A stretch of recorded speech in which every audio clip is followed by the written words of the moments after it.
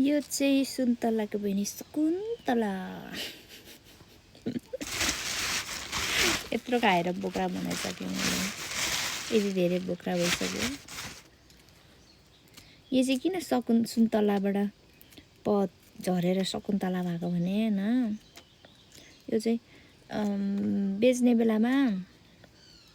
यत्रो सानो सानो त लिँदैन नि त पसलमा व्यापारीहरूले पनि लिँदैन नि अनि त्यति बेलादेखि रहेको लगभग मङ्सिरमा बेचिसक्छौँ हामीले सुन्तला अहिले त वैशाख भइसक्यो वैशाखसम्म पनि छ सुन्तला रहन्छ नि राख्यो भने तर के हुन्छ यो चाहिँ यसरी राख्यो भने चाहिँ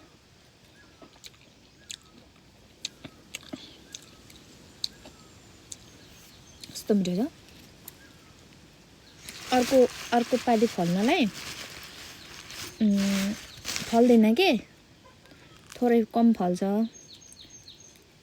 बोट बिग्रिन्छ राख्यो भने तर यो पटक चाहिँ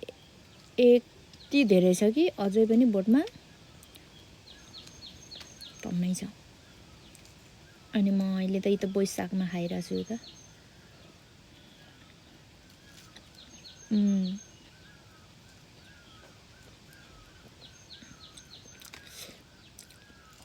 आउनु है सुन्तला खानु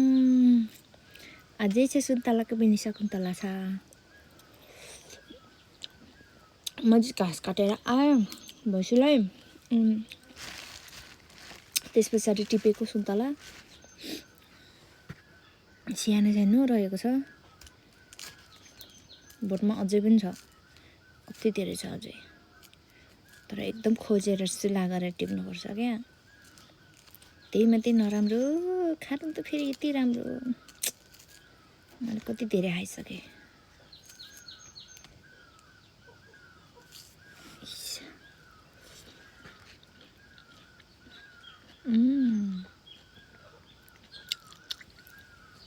दामी दामी मिठो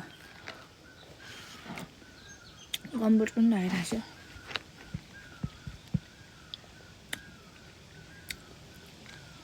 अनि यो सर्टलाई चाहिँ कम्प्लेन पनि गर्नुभएको थियो कमेन्ट पनि गर्नुभएको थियो हैन तपाईँको घर जाँदाखेरि यो सर्टभन्दा अरू छैन अरे मलाई यही सर्ट सजिलो लाग्छ अनि यो सर्ट फाटेकै छ नि त किन चेन्ज गर्नु मैले सर्ट ए आफ्नो एक घर मिठो